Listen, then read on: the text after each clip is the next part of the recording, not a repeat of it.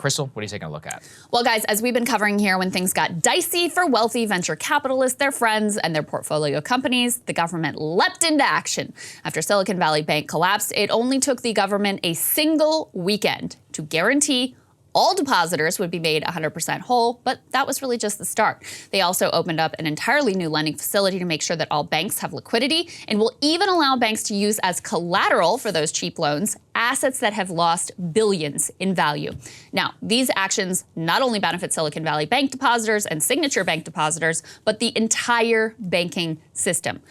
Every bank executive and shareholder with a shaky balance sheet just got a massive bailout. Every wealthy person in America with more than $250,000 in the bank, they just got a guarantee that all their deposits are safe, even though their institutions did not pay enough insurance to actually cover all of those deposits.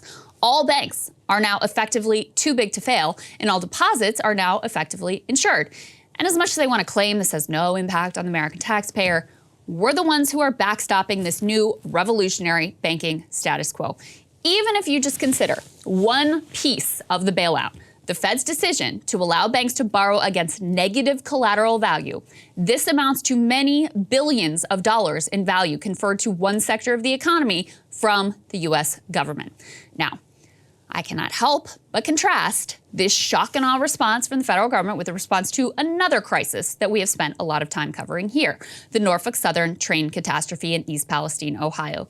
Both crashes at core were created by corporate greed and political capture. Case of Silicon Valley Bank, their CEO successfully argued for a light regulatory touch, exempting the bank from stress tests that might have kept it from going belly up. 17 Democrats joined with 50 Republicans to usher these changes through Congress during the Trump administration.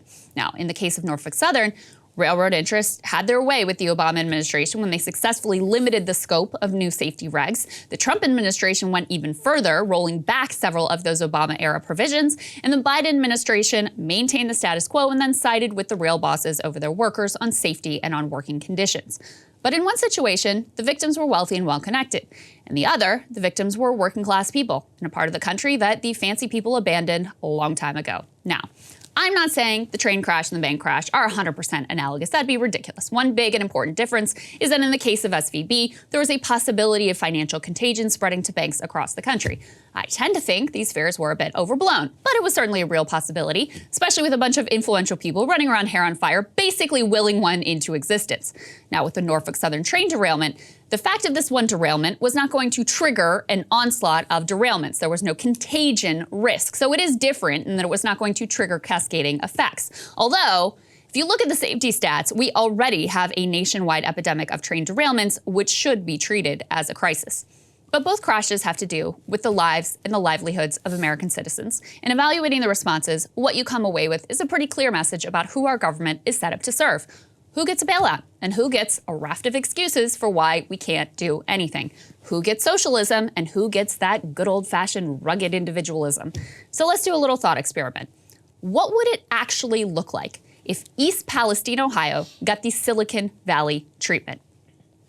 The first critical aspect of the government response to Silicon Valley was speed.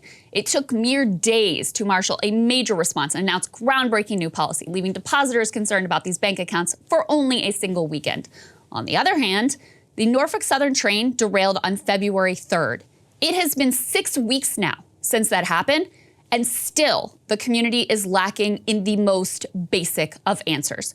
Just last week, the EPA finally ordered soil to be tested for toxic dioxins, a glaring oversight given the risk of these chemicals and concerns of health experts. And outrageously, that testing is being conducted by Norfolk Southern itself, the very company that caused the catastrophe and which has every incentive to cover up potential problems. I have zero doubt that a wealthy community would have expected and received full air, water, and soil testing conducted immediately before anyone was told that it was safe for them to come home.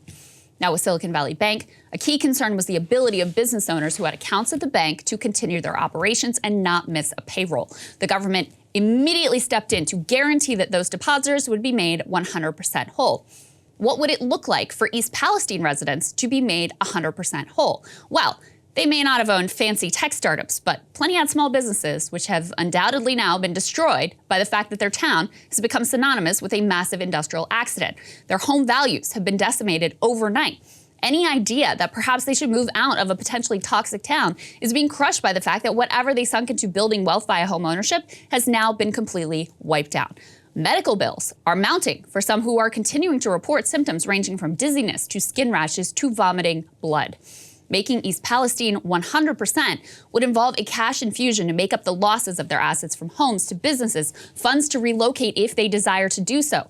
It would mean a Medicare for All guarantee that would eliminate current and future medical bills. By the way, there's a provision in Obamacare that could be invoked to secure universal health care for this town. It just requires the government to admit there is a public emergency, something they are ultimately loath to do. Even this would not make the residents of the town 100% whole when you consider the stress and potential health impacts and splintering of a deeply rooted community, but at least it would be a start. The government's actions with regard to Silicon Valley Bank, they went far beyond just that one bank. They created a whole new program in an attempt to make sure no other banks or depositors suffered any losses.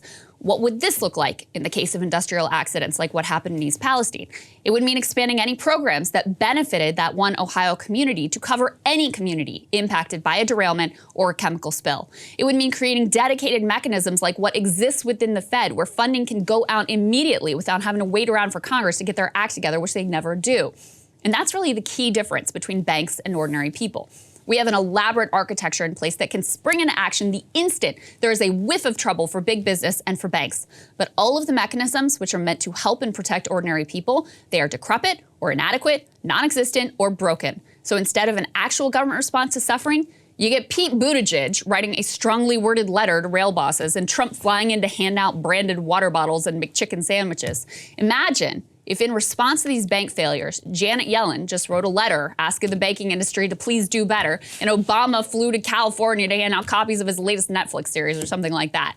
Now, there is one unfortunate commonality between these two crashes. Neither incident is likely to lead to the regulatory reform which would prevent future similar crises from recurring. With Silicon Valley, the government is treating the symptoms. With East Palestine, the government is telling suffering residents that the symptoms are all in their heads. In neither case is Congress likely to actually tackle prevention, because that would require taking industry head on, which is hard, versus giving them bailouts, which is so easy. All I'm saying to the masters of the universe who converted from Ayn Rand to Marx in the course of 48 hours is that your socialism for the rich would go down a whole lot easier if you came through with a little bit of socialism for the rest of the country when they really, really need it. And I have been struck by the contrast between the Hey guys, ready or not, 2024 is fully upon us now, and Sagar and I have been brainstorming ways that we can really up our game for this critical election. Yeah, we rely on our premium subs to expand our coverage, to add staff, to upgrade the studio. We just want to give you the best independent coverage of this election, which is possible. So if you can help us out, become a premium subscriber today, breakingpoints.com, or the link is down here in the description video. It really means the world to us, and if you like what we're all about, this is the best possible way to keep us 100% independent, working only for you.